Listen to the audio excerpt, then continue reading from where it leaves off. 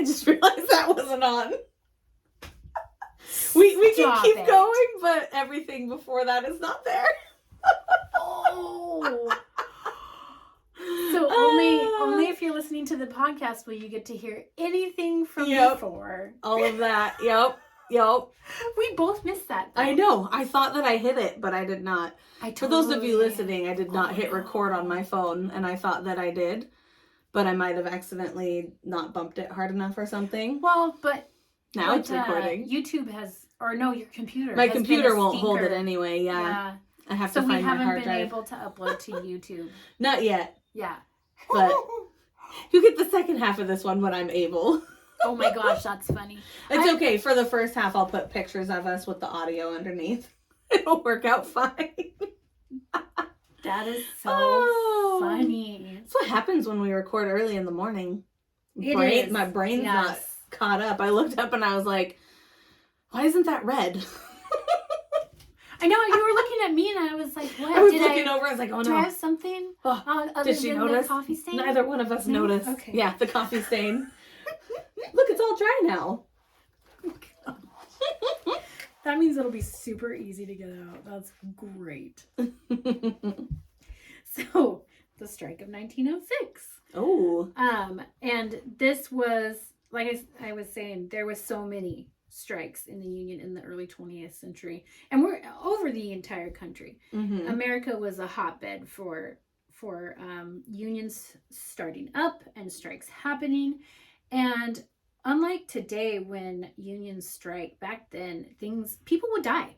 Oh, goodness. People would die. People would get hurt because these rich company owners did not want to give these employees what they wanted. And what they wanted was so simple. It was like just better working conditions. Like, we don't want to die every day. These people were like, okay, in the lumber mills, for example, I'm not going to tell you the whole story, but one of the stories that was in this book was that, a man was working in a mill and he was at I want to say it was a lathe, but I think that's the wrong term for it, but got sucked into it, basically, and survived, but was without his limb. And that was one of the machines that they used. Yeah, his arm got cutting and splitting the logs, or it makes it into a board. Okay. I don't know what it's called. The planker. Yeah, that's the planker. But he got sucked into that machine and he lost his arm and was stuck in there for a super long time. Dude. Too long. And that's one of probably at least 20 that I read out of this book. Is this why they say planking is dangerous? Yeah. Don't do it. Don't do it, you guys. I can't imagine. So, page 78, paragraph 1. Okay.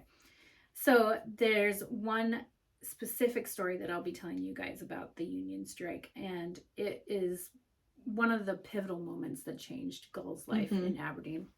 A man named Erickson, who was a company owner and a captain. He complained to Aberdeen Mayor John Lindstrom and demanded protection from the Unionist. As the owner of a large shipyard, Lindstrom sympathized with mill owners. So not only was Lindstrom the mayor of Aberdeen, but he was also the owner of a shipyard. Okay. And they had Deputy Frank Ratty protecting this one specific ship called the Centralia. And he was unable to leave port, Captain Erickson was, with Ratty and slave mill manager W.B. Mack, who also was, all three of these guys were, one is a deputy, the other two were owners of companies, large owners of companies. Okay. And so Billy was leading the Unionists to the dock along the gangplank and onto the Centralia. Basically, they were trying to stop this ship from leaving because it was full of scab workers. Right. Okay. And scab workers are basically non-union persons. Right. Who come in because everybody's saying this, we're being treated poorly, we're being treated unfairly, unsafe working conditions. And so we want a union. Yeah, so we're going to stop working. And then these other guys come in and say, well, we'll do it. Mm-hmm. for less pay. For less pay. And not only was it for less pay, but these company owners, like the guys that I mentioned, they would give them less pay, but they would also expect more from them. You have to work more. You have to work harder. You have to work faster. And so not only are they they don't have their other regular workers, right, but they're putting these other guys who are just in need of some money probably in very dangerous situations. So the story goes, Agent Gohl of the Seamen's Union and a number of other men jumped onto the deck, disregarding the others of the special police officer, Captain Erickson, and myself. When I saw, and I believe this is the sheriff that's telling this, Deputy Ratty. Okay. So basically he was telling them to back off, and they were disregarding his commands. When I saw that the mob would not heed the instructions given, I went to the side of the vessel and fired a shot. Ooh. Mack continued, stating that after a heated exchange of words between himself and the Union agent, okay, so this would have been W.B. Mack. Okay. And I have a theory. I think he's the owner of Mack's Tavern. Oh. Or, like, I think whoever owns Mack's Tavern created it with his name. Something like that. Okay. Something like that. Downtown. Yeah. Where things would have been set up back then. But that's just a theory. What? There's definitely a spider back there. I looked over and I saw it. Smack it. I'm going to have to take care of this real quick.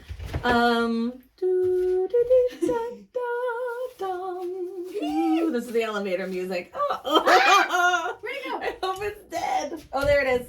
I see it right up. No, over there. Okay, over there. It died a fiery death, It died a fiery death. A fiery squishing. Yep. Woo!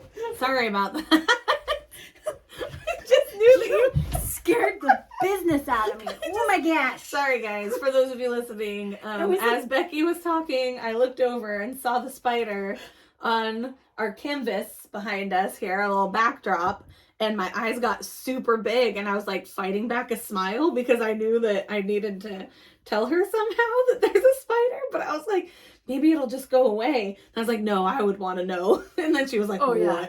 Because next it would have jumped on my back, and then it would have been on me for the rest of my life. Yes. So. Yep. Woo! Anyway, Spider Gate has now been Spider Gate taken care of. Gosh. Oh my gosh. Okay. Dude. Anyway, where were we? Oh yeah. Very serious moment Super here. serious moment. Oh my gosh. Okay. All right, so there's arguments and fighting, and obviously a shot has been fired. Okay. From the deputy. By the deputy, and then it looks like, actually, I think the shot was fired by W.B. Mack. Oh. Yeah, it was fired by Mack, not by the deputy. Oh, no. Yeah. And then and this is also Mack talking. He said, Gohl drew a revolver from his pocket and fired it into the air. Okay. So Mack fired at the ship and at the people, but Gohl is firing into the air, like a warning shot, as it were. And he says, I was standing with my hands behind my back when this incident occurred. After firing, Gohl pointed his revolver at my body, saying, if you make a move, you'll get yours. And he was saying that to Matt? I believe so. That's what it's stating. Yeah. Wow. Yeah, as the two men traded threats and discharged their guns, crowds of workers watched from aboard the ship and from the docks. Could you imagine? So that's the story. Yeah, I'd be like gone. Like, nope, not going there. Tell me how it ends, guys. Yeah, through all of the stories and all of the strikes and all of the arguments that they got into, and there was a lot of them. This is the only one that mentions Gohl taking any shots at anyone or firing a gun. Okay, and so in this, basically, he fired his gun into the air, and he threatened the guy. Because he saw that the situation was escalating. Right. And thought, okay, we need to take a step back and calm down. Right. Because he didn't want any of his people ending up dead. Right. Okay. He was threatened, and that's what happened. Yeah. In every other situation that you read about, in every one, he is the one that is trying to de-escalate. That's what it seems. The situation. Okay. So that's why I picked this one to tell the story of, because it's the only one that even paints him as an aggressor. Okay.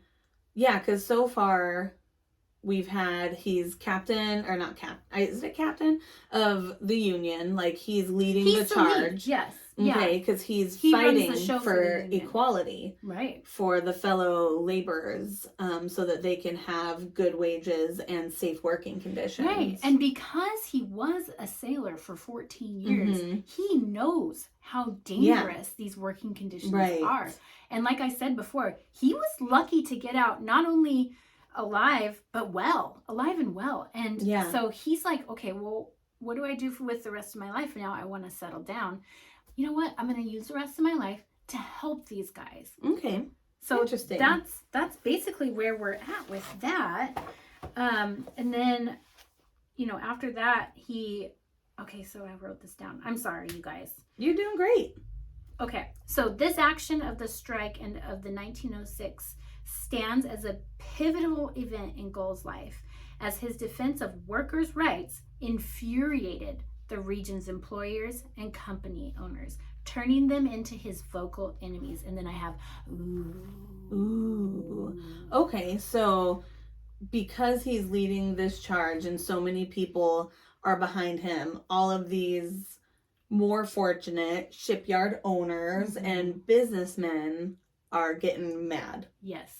And when you say more fortunate, I will go ahead and jump in and say they were wealthy. They were wealthy. They had the cash. Yeah. And you know what? They exploited employees by saying, this is how much you get. I don't care if you live or die, basically. Oh, yeah. Well, and they looked down on these people. Right. The wealthy company owners looked down on the workers.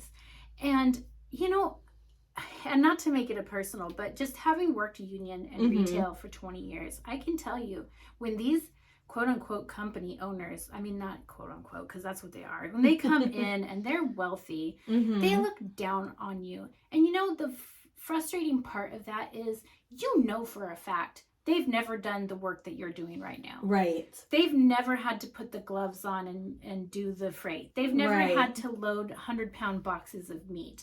They have never had to do this. And so trying to listen to them explain to you what you should be doing and how you should be working harder and how you should be getting more done is extremely so hard to be like, you want to come do this? I'm getting so mad that I'm getting hot right now. It makes me so mad because I'm like, okay, well, tell me, what is your experience doing this? Right. Because if you look at the numbers, and that's all I am to them. Right. If you look at the numbers, I have done more work than you today than you've done in your lifetime. Right. Well, and they're just looking at profits. Like, that's all they care about. And that's why they become numbers. Yes. How much more can I squeeze out of these people so that I can cut myself a bonus? And that is the thick of this story, is that these company owners, these shipyard owners, right? That's what they wanted. They wanted, and that's where the money was too. Owning the ships and being a port, having those docks, making sure that stuff can come in and out. And the faster they did it, the more money was made for them. And Aberdeen was absolutely and very factually the lumber capital of the world. Oh yeah, and it really was growing. It was at that quite time the too. Shipping capital as well. Yeah, we had a ton of ports. Oh yeah, and so our ports would ship down to San Francisco after they had their massive fire in the early 1900s. Okay. And I'll have to look up the number, but it was billions. Oh wow. Of board feet. Billions. Oh, that's a lot. And you think about how they built those towns back in the early 20th century was with wood. Right. Yeah, that's what they needed, and it was heavily farmed. Oh, absolutely. Yeah, it was bad. So basically, what came of that event was that of the strike, of the strike, and of that specific one event, the gunshots. Okay. He was Billy Gohl was charged with the felony of unlawfully maintaining, organizing, and employing an armed body of men, and was found guilty and fined $1,200 with no imprisonment. Okay, so they were like, what you're doing is wrong. We're going to fine you this much money. And $1,200 in the early 1900s. That's, yeah. It was a lot of money. And so it put him and his wife in quite the financial bind.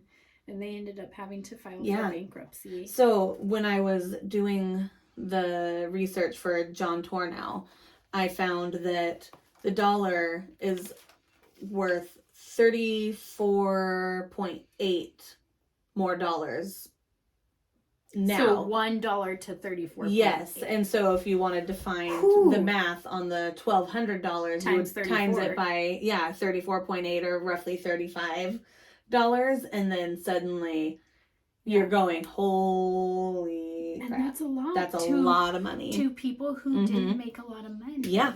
Exactly. And that entire... And you said they had to file for bankruptcy after that. Well, yeah, they did. Yeah. Yeah. Yeah, and the thing, too, is at that time, Bessie owned her own boarding house. But because 1900s, and it was so against poor women, she was actually, because she was a woman, she was taxed higher. Oh, of course. Can you believe that? Oh, man. And however, not only was she taxed higher, but she was a woman, so she was not allowed to vote. Yeah, I was going to say, there's no voting, so there was nothing more she taxes, could do to less wages. That. Yeah. There's nothing she could do. And because he was a felon, she was not allowed to change her business into his name. Right. Wow. So they were screwed. Yeah. And so after all of that, and he's convicted, he had a really difficult time struggling for respectability in the community. Yeah. And there's so much in here about that, but there's one excerpt. Right, and if they wanted to read more, they could get the book. Oh yeah, I Aaron absolutely Goings. think Yeah. anybody who wants, I'm sorry to say it, but anybody who wants the facts on this. Right, but there are differing opinions too. Like there are, yes. Dr. Aaron Goings here is very... Gohl was not who they say he was. Mm-hmm. But I think that the other author we've been talking about who wrote the Tornow book, Villain or Victim, Bill Lindstrom, I believe he's writing one right now. So it'd be really interesting. With a differing opinion on who Gohl was. It'd be really interesting to read what he has to say on his in-depth story too. Right, exactly. I wonder if he's a descendant of the mayor. And I wondered that myself. Interesting. Yeah. Thoughts. Thinking thoughts. Right? Because then I bet if he was, though, he probably had a lot of stories that his great-great-grandfathers passed down. Anyway, that's a story for another day. I know. That whole thing really does interest me. Yeah. And there are so many last names in this book that I'm like, wait a minute. Right. And on the harbor, we're going, oh, wait, that family is still here somewhere. We know that name. Yeah, there's one name in there, Holbrook. Oh, my best friend, Amanda, lives on Holbrook Lane. And I'm like, wait a minute. I think there's a Lindstrom Street, too. I believe so. Yeah. Yeah. Okay. Yeah, it's so interesting. And so the part that I highlighted on this page was that Gohl's many positions established him, and he was the head of not just one union. He was the head of a handful of different unions. Oh, wow. Okay. Lumber, maritime, there was actually 98 others. Yeah, there was a union for cigar shops. Oh, okay. Alone. So I was trying to think about that, and because he actually owned a couple of cigar stands. Oh, okay. He was a cigar clerk, and interesting. So he was the head of that too, and the head of a couple of different fraternal organizations as well, like the VFW type thing. Right. Do you know what I'm talking about? Like the Elks and all that stuff. Yeah. They were like called a lodge. Something different. Yeah. One of the lodges was like the Pythian. PY, because that was one that some people were a part of back then. A couple of the deputies and stuff from the Tornow story. I don't remember which one specifically. I think it was some of the ones that died, though. Yeah, it was Elmer and Mackenzie. I think Mackenzie for sure. I don't know about Elmer, but yeah. Anyway. Yeah, that's one of the lodges. I remember seeing that specific name, Pythian, on the front of a building, and I can't remember where it was. Right. But a lot of these older buildings in Aberdeen do still have like names. Like Masonic or something like that Right. on them. That's so interesting. Yeah. Oh my gosh. Okay, so yeah, so even though he held all these positions, and he was noted as one of Northwest's most notable working class residents, he still got no respect from company owners. Well, yeah, the because wealthy. they saw him as a threat now. Yeah, and it's so sad because it just, that's why I like this book so much, because it really reminds me of myself, because I feel like you struggle all these years working a hard labor intensive job, and yet you still can't seem to get these people to see you for who you really are. Right. It's just, I don't know. It Well, really that's why makes me shows, think of myself. Yeah. Well, and that's why shows like Undercover Boss were created, so that the boss can actually go in and see what are they actually doing. Everybody should have to do that. Yeah. Because you should have to see the underbelly of a large corporation if you're the one that runs that. Go to some of the lower positions and see what they do, the work that they put in. Yeah. The people that are noted for being the hardest worker. Yeah. Go do their job. You should have to shadow them. Go do their job. Go do their job. Although it's really hard to do your job when somebody's watching. Because I'm really good at stuff, right? But then if somebody's watching me, I become like a toddler. I don't know why. How do we walk again? Is it like this? this? It's not. I don't know. Do we put our arms up here at our chest while we walk? What do I do with my hands? Right? I don't know. So that brings us, as I digress, that brings us to 1909. Bessie and Billy started renting a home up on Broadway Hill. It doesn't give an address because I really want to know where it was. I know. Well, but they had many family members that lived with them. Bessie's family members. And his very good friend, Charles Hadberg. Oh, okay. Mm-hmm. Very good friend of old Charlie Hadberg. Yeah. Yeah, and he lived there with them? Yep, he lived. Okay. He rented a room from them, and all accounts were that they were just very good friends, close as brothers, is what it was said. And then basically to round out this end of the story, as winter of 1906 stretched into the early months of 1907, his ability to use available legal resources would be tested as sailors and other working men were found dead floating in the waters of Grays Harbor. Okay. So basically, towards the end of 1906 was when the quote-unquote floater fleet. Floater fleet, yes. Can you say that 5 times fast? Floater fleet, floater fleet, floater fleet, floater fleet, floater fleet. Yeah. You're really good. It's because I am a vocalist, and we always had to do those. What is wrong with me? Why would I ask you to do that? We always had to do like aluminum, linoleum, stuff like that. Red leather, yellow leather. Like we always had to do those warm-ups. See, I need you to do that with me before we turn on the record button. Yeah. Because I'm like, I should remember yeah, mana. That's going to become a thing. People are going to be like, oh, here, let's just take this clip and let's do it. Here we go.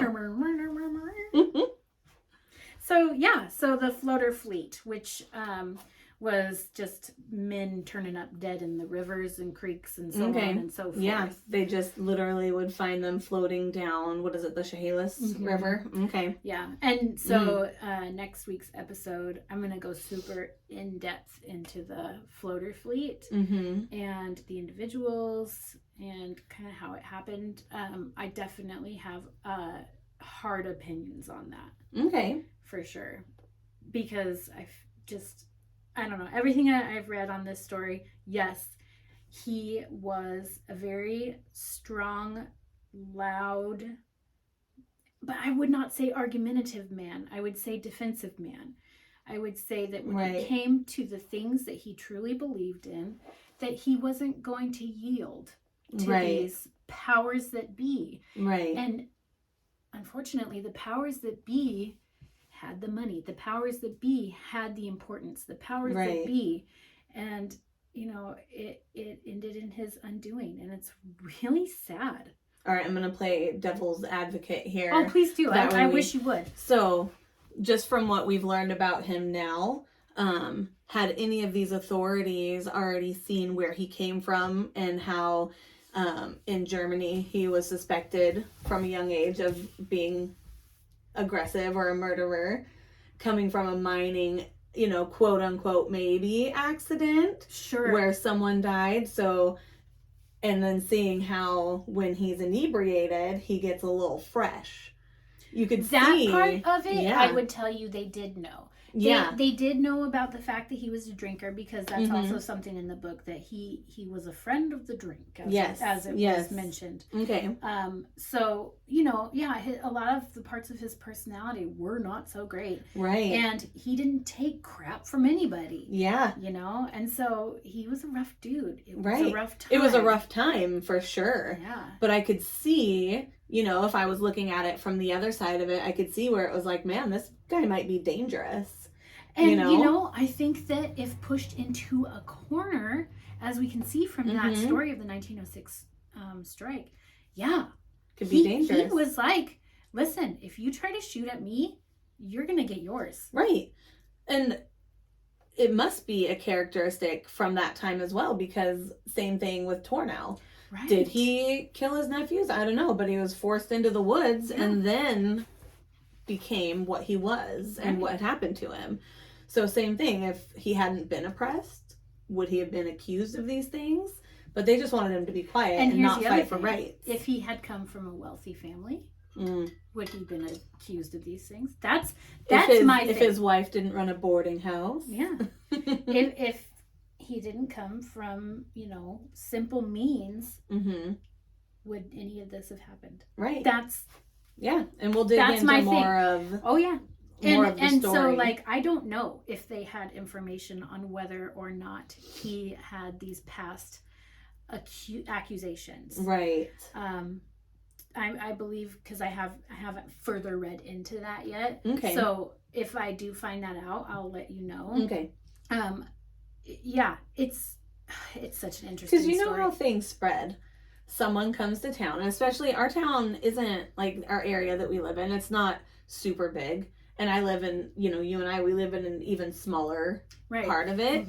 But when somebody new is around, we all tend to know more about them because we get protective. And it's like, who's that? Why are they walking around? What are they doing? Because we have kids and we want to know who's in our area. Are they dangerous? Like, who's this passing through? Yep. Personally, as a parent, I make it my goal to get to know every single parent, at least. Yeah, get to know the people. Every single kid. And that's why, and I've coached kids in youth sports and stuff like that. Right. That's another reason why I did that, too, because I want to know the parents. I want to know the kids. I want to know about these people. And I also want to be a help to the community, because there's not a lot of people that will actually stand up and do that. Right. Yeah. Yep. So that's important to me. There are a lot of people that complain about it, though. It's always the ones that don't want to help that have the most to say. Yeah.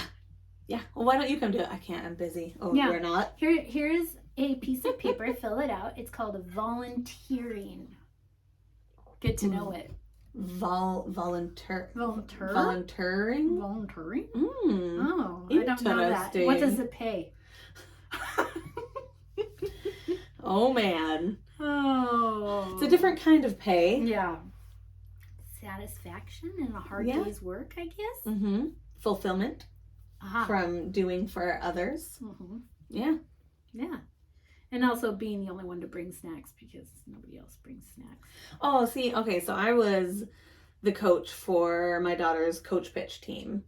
And that's where, the name says it all. You pitch to the kids, the coach pitches. They're younger. I've done that one too. Yeah. And that's still at an age where everybody brings snacks after games. And I had such a great group of families and parents that I sent out the snack schedule. And anytime someone was like, I can't be there, they just worked it out amongst themselves. Oh, that's awesome. Like adults. Imagine they would just that. Put it in the group. Hey, I can't do the 17th. I won't be there. Does somebody want to switch snack dates with me? Oh, yeah, we'll be there. You can switch here. Will you be here on the 23rd? Yep. Okay. And I was like, oh, sweet. That's easy. I didn't even have to get involved. I literally didn't have to do anything because adults. Yeah.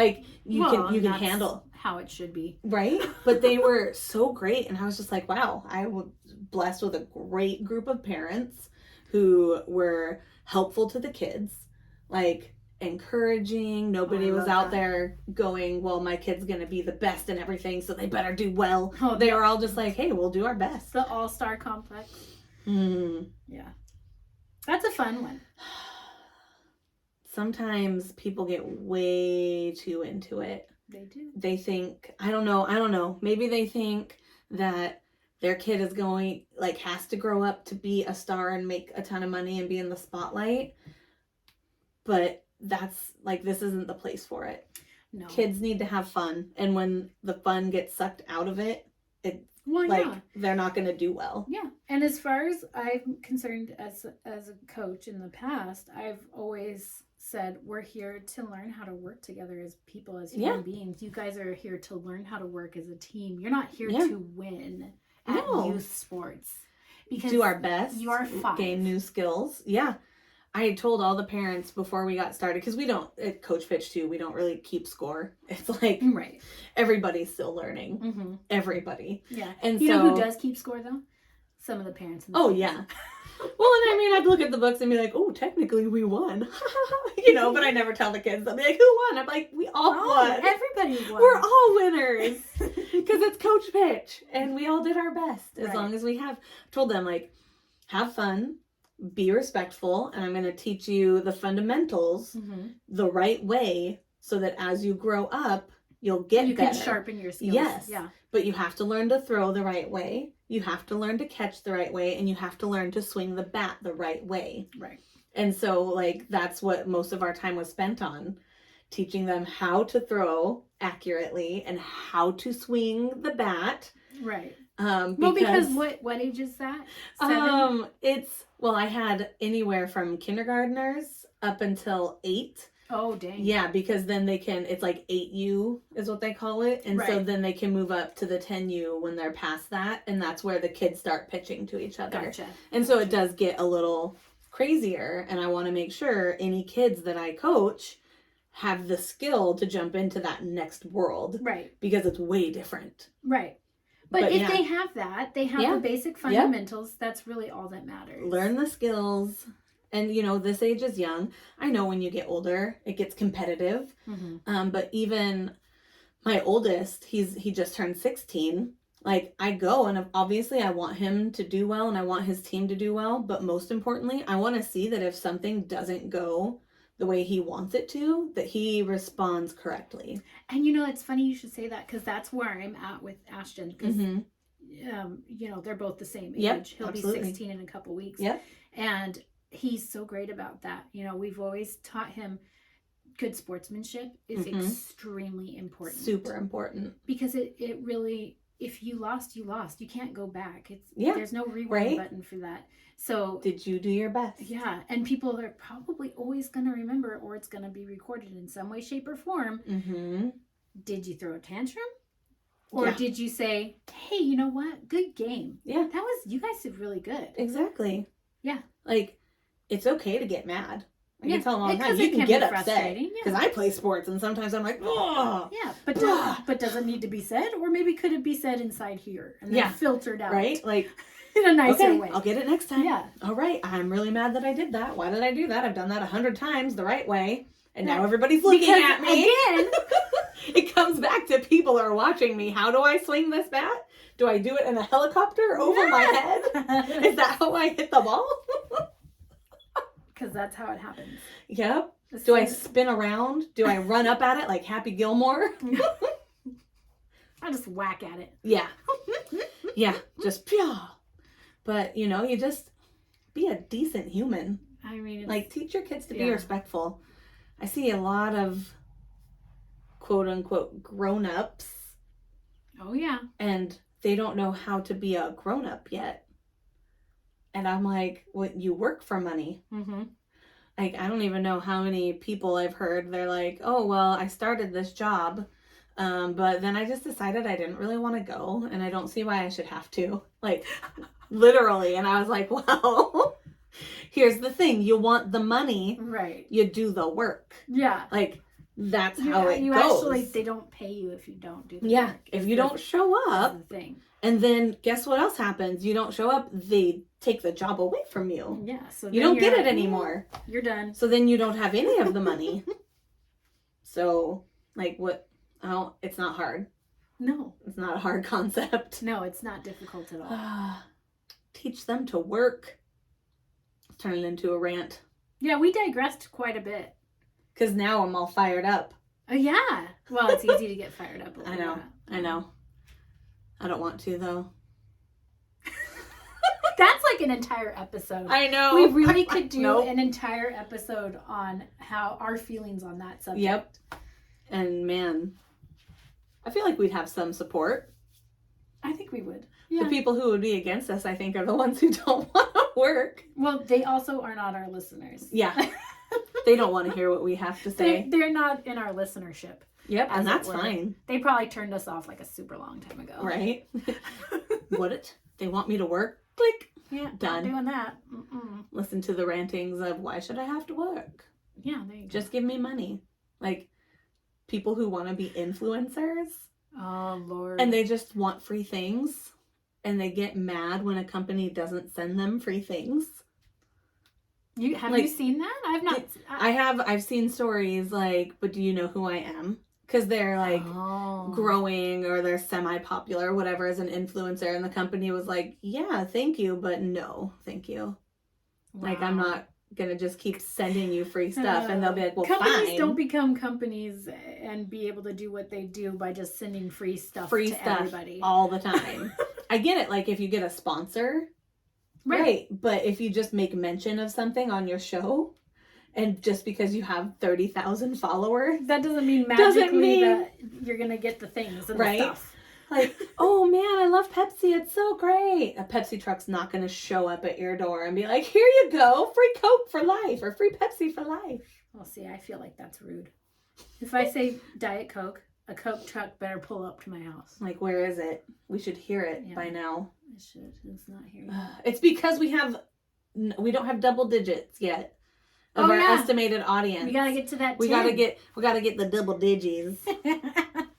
We need 11. So, 11. We gotta get to that 11. Gotta get to 11, and we'll be Crank satisfied. It to 11. Crank it to 11. Yes, please. We'll get there. Yeah, so that was the first part of the Billy Gohl story. Yeah. And it's, I don't know. What do you think? How did I do? Yeah, how did I do, you guys? How did I do? Yeah. Was it all right? I'll get better. I'm gonna get better. You did great. We're still working and figuring this out. Right. Like how we're gonna present things, and we're researching things, and we're going, oh shoot. The thing. Like, I am having a lot of fun with this. Yeah. I love history. I love all things history, and especially when it's true crime and history. I'm gonna soak it up like a sponge. And I'm gonna get better at it. I'm just not like super great at relaying it. I thought you did great. But thank you. That is. I could tell that you were feeling nervous. Yeah. It just comes. I know how you feel because you want to make sure you have it all there because you're like, I don't want to let them down. Well, they're not gonna be let down. Well, and there's I've said it a million times. I'll say it again. There's so much, you guys. There's so much. Please get the book. Port of Missing Men by Aaron Goins. Get the book. And On the Harbor. It's all great. Mm-hmm. You can read both stories and figure out what it is you want to take from it. What do you want to believe from it? Do you? It happened. There's no more way to explain it. Like, we can't change anything. Yeah. Like we said, there's no point getting mad. Yeah, no. Can't change it. It's already happened. No, but just reading about it is so... Yeah, to see like what has kept all these years, over 100 years later. Right. Because it's something that will affect this harbor probably for 100 more years. Oh, yeah. People are going to be telling their stories then and be like, oh, from this Shenanigans podcast that they did, they mentioned blah, blah, blah. Yeah. And this is what I'm thinking. Yeah, I agree with Becky. No, I agree more with Angel. Well, and the hope is that regardless of what anybody believes, we can push the story along and we can bring it to a fresh new audience. Like my son, after I'm fully done reading the book, Mm-hmm. he's like, "Oh, Mom, I really want to read that book," because he Yeah. loves history. Exactly. So you're giving it to another generation. And Yeah. again, believe what you're going to believe. Read the book, read another book, take all the facts Yeah. in, and somewhere in there you're going to find the truth. And that really is what is absolutely just awesome about history. I love it. Well, and we need to understand history too, because if we don't, as they say, history repeats itself. It is doing some repeating currently that is a thing. Yeah, we definitely aren't going to get into No, that. I know. I was like, I'm going to take this in another direction. Yeah, no thanks. Nope. No current events except for Stranger Things. Yes. Because otherwise it's going to get crazy. Mm-hmm. Yeah, no, we're gonna keep it fun. We don't have that much time. No, we're going to keep it fun and lighthearted as best we can. That's why we like to end with like fun stuff after we tell the story. Because a lot of times the stories that we bring are full of like tragic details and murder. You know, all the things you like to talk about. Yeah, heavy stuff. Yeah. It's heavy stuff. But you don't want to leave it heavy. No. Like I don't like to leave it heavy. Mm-mm. My husband, when we got married, he could only fall asleep if there was like a TV on. And I used to not do that. Like I'd have it completely dark, but now I've gotten used to it. Right. So when we were younger and all of these streaming apps were not a thing, and you just kind of had to find, what was on the TV. Uh-huh. For those of you who don't know what that means, it means just click through the channels. There are channels. Find something you can stand watching. Yes. And guess what? There wasn't always, but there was a channel, and it still probably is a channel. I don't know. We've all moved to streaming, right? Mm-hmm. And it was Ion Television. Oh, yeah. Yeah. So I would fall asleep to one show, and then it switched to Criminal Minds. And I would have the weirdest dreams. Oh, yeah. I would have to, I would literally wake up and be like, no, I can't sleep with this on. Like, it's seriously affecting me. And I would have to switch the channel because I can't sleep with something that dark on, that heavy. And I didn't realize it at first, but I kept waking up and I was like, why did I have that dream? That was disturbing. And then I was like, oh, Criminal Minds is playing. What time is Criminal Minds on? So then you turn to the channel specifically designated to tell you what's on the other channels, and you wait for it to scroll through all the channels till you get back to the channel you need, and you look for the several hours that it shows you to see what show is on. And I was like, oh, they start at this time. No wonder. The olden days. For us. Now, people older than us are being like, seriously? Right. We didn't have remotes. We had to get up and turn the knob all the way up to 13. I was the remote. Right? Get up and turn the channel. That's too loud. Now it's too quiet. Your parents are like, hey, could you go do this? You're like, sure. Hop off. And the TVs were on the floor. Uh-huh. Because they were huge. Did you have antennas growing up? I don't think that I remember antennas when I was growing up. Very, very young, I remember the antennas. Mm-hmm. And so I would have to stand and adjust the antenna until the channel came in clearly because it was fuzzy and you would have to adjust. Sometimes you had to put foil on the antenna. Oh, see, there you go. Yeah. I'm sure people know what that is. Mm-hmm. They know what antennas are because, you even had antennas on your radios and stuff. You pull the antenna out to get better reception. And you just do this until it actually turn it to the left and to the right. Correctly. And then also you have to sit there with your hand on play and record to hit your favorite song. Because you knew when it was coming on. You got to get it at the right second. Yep. So that it's perfect. And then get mad if the host was still talking during the first part of the song. Why did they do that? Or they would start talking at the very end and you're like, excuse me? I was recording that. I didn't you just messed up my entire mixtape, because here's the thing. I didn't have endless supply of tapes I could record on, so we had to learn the trick where you stick the paper in the things so that you could record on it. So you would take old tapes that you didn't listen to anymore, or maybe were your parents, and were like, well, they're never going to listen to this again, and you would relabel it and stick the paper. There were these little grooves on top of those old cassette tapes. Yeah. Stick the paper in it, and then you can record over.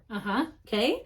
And that's what we would do. And when the DJs and the hosts would ruin it It was like, good, now forever I will hear you at the end of my song. Yeah, it's like, just going to be there. You're going to be at the end of Waterfalls by TLC. Congratulations. Come on, son. Don't do that. You know, the rap part in Waterfalls? Mm-hmm. After I recorded that, I would go back to the beginning of Left Eye Lopez's rap part, and I wrote down every single word, and then I memorized every single word. There we go. And I could freestyle it. There we go. I could probably do that today. That was my jam. May she rest in peace. Indeed. Mm-hmm. R.I.P. Yep. Left Eye Lopez. Oh. Good times. I liked her. Yeah. They were cool girls. Yeah. They were. And then the Spice Girls, that was a thing. Tell me what you want, what you really Did you watch the movie ever? I was so couldn't. dumb. I did. And I was a teenager, but I couldn't. I did. I was like, this is literally the dumbest thing I've ever seen. It was so dumb. But it was one of those things to me, I was like, this is so dumb. Why am I still watching this? This is a part of who I am. I have to watch it. Yep. I think my favorite part, because I think what I liked about it is if I made a movie, I would probably have even less of a budget than they did. So the part where the bus hops the bridge and it takes you to a little toy car bus, it's like, woo! I was like, yeah, that'd be me. That'd be my whole movie. The little toy bus is just like actual footage. Wee! And you just make the noises in the background. Ah! That would be our movie. So, it would. That's true. I should give them a little bit more slack, shouldn't I? Right? You couldn't construct a great alien costume the way they did and have it pinch a boob. I absolutely couldn't. Getting fresh with Scary Spice. I don't think so. Do they know who she is? Yeah. She's scary. I feel like I missed something. Right? So, yeah, you did. If you want to just laugh and go, oh my gosh, this was a thing, you should go back and watch it. It was so dumb. All right. After Stranger Things, when I need a palate cleanser. I'm so nervous. Me too. I keep going back to it and thinking about it. I'm like, who? I know. Why would they release that? Duffer Brothers. Bah. Jerks. To just make us sweat. Yeah. It's going to be like, oh, this person died who we didn't even know yet. And these 4 cockroaches. Yay, it was only bugs. I was going to say like background characters or something. Pew, pew, pew, pew, pew. Done. 5 done. 5. Good. They're cool. I didn't even know them. Yeah. Yay. Because Steve can't die. No.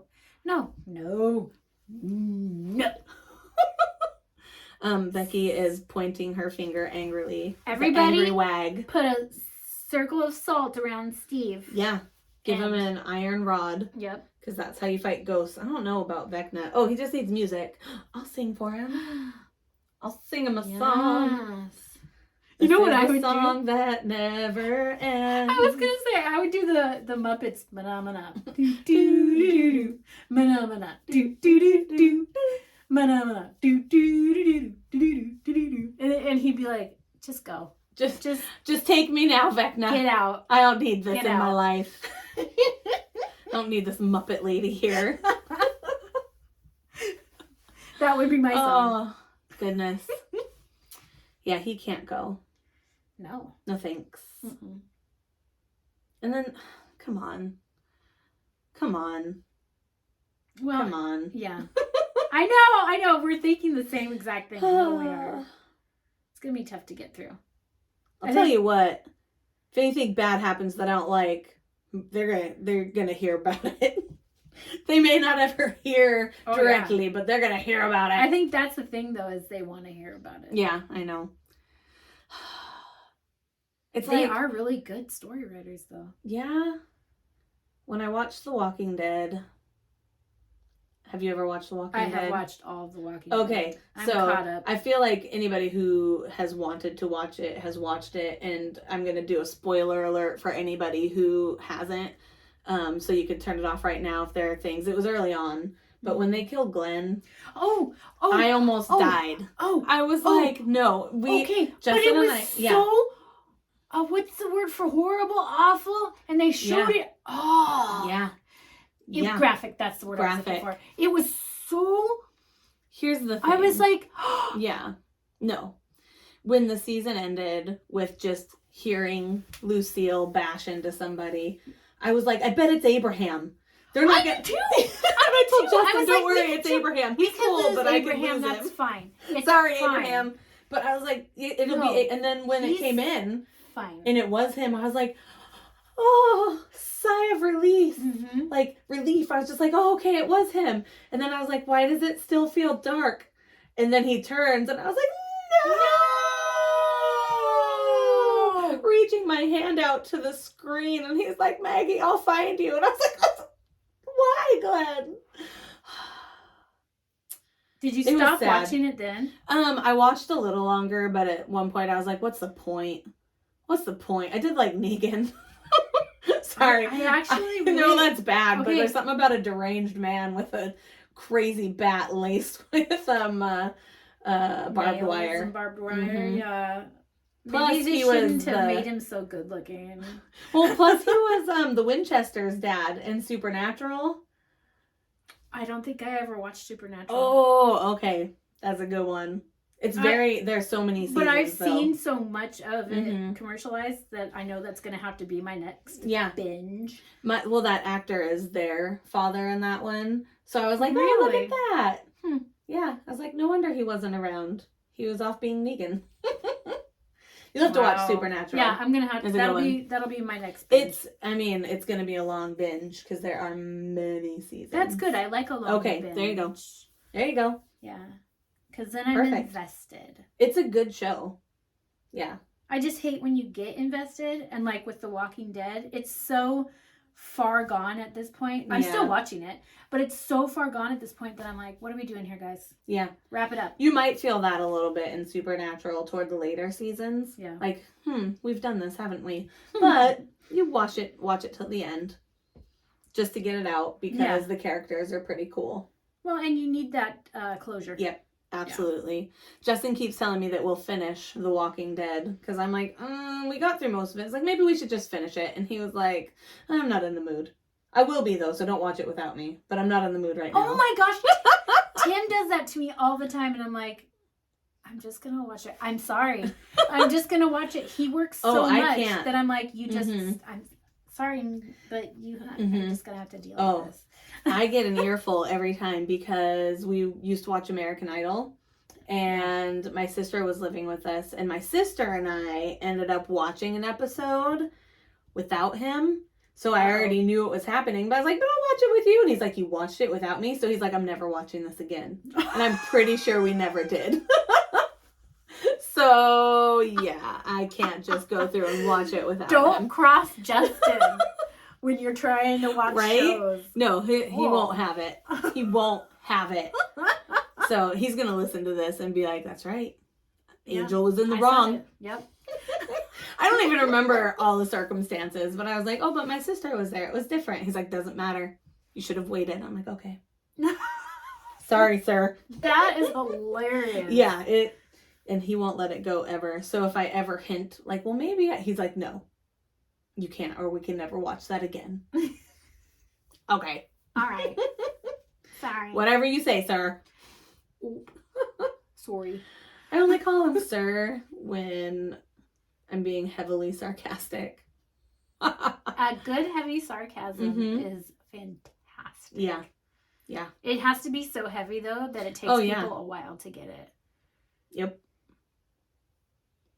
Get it. Get it. Hit it. Ow. That's a thing. All right, I think we're wrapping up here. We said all that we needed to say. Oh, we do have our beef fizz video out. If you're looking for a refreshing new drink. Yeah, that was a whole thing. Go take a look. We have it on our Shenanigans page on Facebook, and I did a condensed version for TikTok. That turned out really good. It was cute. It was really cute. You're so good at all this stuff. Oh, I just try and hope that it looks good. I know what things should look like, so I try to make them look like that. And you do. Like, I've seen a video. Well. I think it's supposed to look like this. And so that's what I do. And I say, okay, off into the world you go, little video. Do what you do. Yeah. Yeah. Go entertain the lives of our 9 listeners. I probably will not do the beef fizz again. Mm-mm. Because it made me feel icky. Yeah, no more. But soon we'll try out a food that looks like a dessert. Yeah. But is a food. We've got some other stuff lined up that looks like it should be interesting. Yeah. So stay tuned on our Facebook page, Shenanigans with Angel and Becky. And then on all the media platforms at Shenanigans Pod 1. On all the things. Number 1. Yeah. Yeah. Find us there. And hopefully soon again on the YouTubes. If my computer cooperates. Yeah, I'm just trying to make sure the music gets in there, but I could try to just upload it from my phone. I just wouldn't be able to have like the intro and stuff like that. You know more than I do about it. I don't know the first thing about. We'll see. Maybe on the YouTubes if my computer cooperates. Yep. It just doesn't have space. It's old and sad and broken, but that's okay. Hey, me too. Aren't we all old and sad and broken? My stripper name. Sorry. Next to the stage, old, sad, and broken. Dun, dun, dun, dun, dun. Yes, Becky is shimmying. I think it's time to go. On that before things get really awkward here in the pod lab. Before Spotify. No, I'm mostly worried about my own safety. You're right. Yeah. Makes sense. Yeah. So, yeah, we're going to go. Okay. Come find us and follow us for hilarious things and true crime. Yep. And nonsense. And shenanigans of all things. We try. We do. Our hands are in the air because we don't know what we're doing. What I do with my hands. I'm gonna click stop. All right. Bye, guys. Yeah, we're gonna actually.